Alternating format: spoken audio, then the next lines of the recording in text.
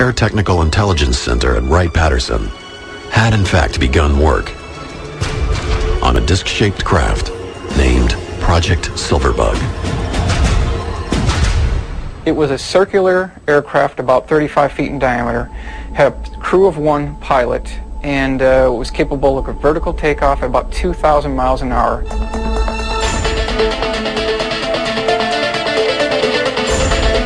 There are witnesses who swear it eventually flew, but most accounts state that Silverbug probably remained on the drawing board.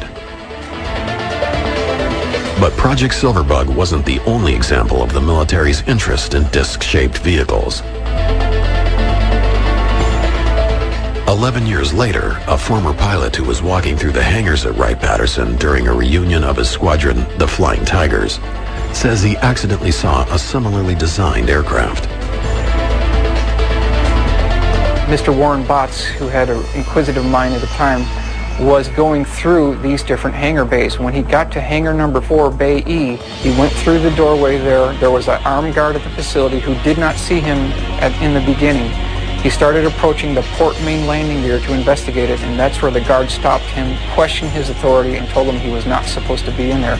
But he did see a very large monster, his words, of an aircraft that was 116 feet in diameter, at least 12 feet off the hangar floor.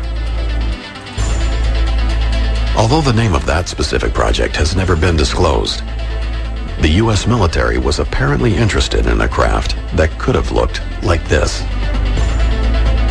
With Wright-Patterson's history of reverse engineering foreign technology, is it possible that some of the military's advances were gained from retrieved UFOs? I think we've made a great deal of effort to learn bits and pieces based on both the recovered wreckage and the instrument data from tracking UFOs. I don't think we've yet learned how to duplicate that technology overall, that is to build something that could fly the way saucers or motherships do. If you're given Christopher Columbus an unlimited budget in 1493 and a nuclear submarine and say, Chris is your reward, here's this great nuclear submarine and an unlimited budget, I need 2 more of these. Could he have built one? Not a chance. Summer 1980. Mysterious lights fill the night skies above Wright-Patterson Air Force Base. Newspapers and countless eyewitnesses report the aircraft was unlike anything they'd ever seen. The main reports we saw was the object was moving up and down, was brightly lit, it hovered for long periods of time, and some people said it seemed to disappear over Wright-Patterson Air Force Base. But the biggest thing that gave us what we felt was the conclusive evidence that was something from Wright Field was when the 2 Middletown policemen chased it. They chased it for a long ways towards Dayton, Ohio, and then lost it in an area where they felt was heading for Wright-Patterson Air Force Base. Wilhelm, a retired Army Master Sergeant and UFO investigator, suspected the military may have been secretly testing the newly developed Harrier jet on the base. The British-designed craft combines the vertical abilities of a helicopter and the forward thrust of a conventional jet. After releasing his findings to the media, Wilhelm was quickly contacted by the military. I got a phone call from a major from Wright-Patterson Air Force Base, and he asked me a lot of questions, and at the very end, he did say, I cannot make any comments, Mr. Wilhelm, but all I can say is you've done your homework.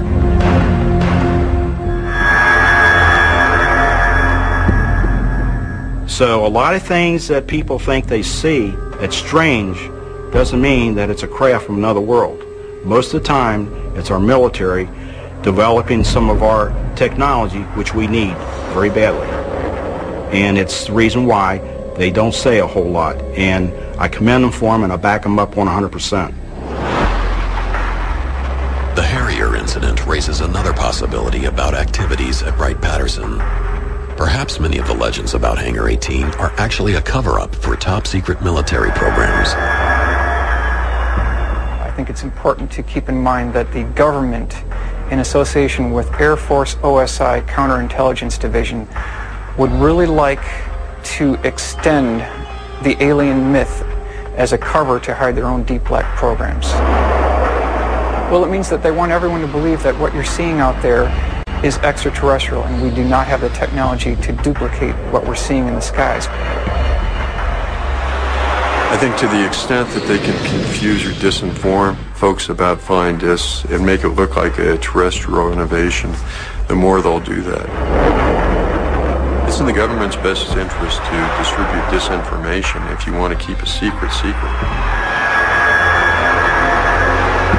The debate over Hangar 18 and Wright-Patterson Air Force Base may never be completely resolved. I would say upward of over 80% convinced that it's true. There was wreckage there. There were bodies brought there. Research was done here up to maybe 81 or 82, and then they packed everything up and moved it because of security leaks. That's when all the little stories about green men ceased, about that time frame.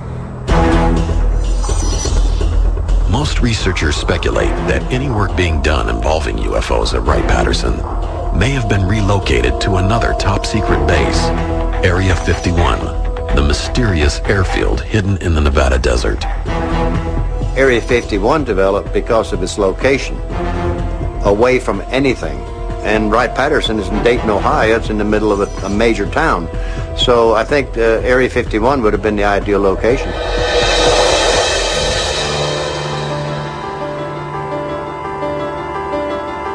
Officially, the government won't confirm that any actual UFO wreckage exists at all. Despite the denials, there are government documents that indicate that wreckage from Roswell and other mysterious crashes were shipped to Wright-Patterson for purposes of examining the debris. Government programs existed that show the airbase had an interest in gathering any foreign space vehicles it could locate. And there is testimony that the government wants to keep all of this under wraps, even from some of its most prominent officials. But why? What is the truth behind the legend of Hangar 18? Nobody can conclusively prove without hard evidence that we do have alien bodies. It's all just rumor and speculation. It's so much more romantic to think that we have it is, but again, no concrete physical evidence has appeared after 60 years of this mystery. There really was a Roswell spacecraft, and there really were other UFOs that were recovered by forces loyal to the United States. It's just that the classic Hangar 18 was more of something that you would see in the movies, and it was part of the rumors that circulated the UFO community for well over 35 years. Bottom line is that since we've collected flying discs, we're not going to throw them away. They either exist at Wright-Patterson or they exist in an underground facility somewhere in the U.S. West. Wherever it is, they exist in a warehouse under U.S. control, and they haven't been thrown away.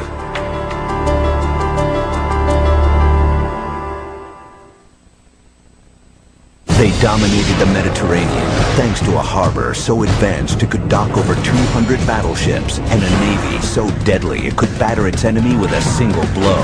What the Carthaginians do is make this sea-going battering ram huge. Engineering an empire, Carthage, next only on the History Channel.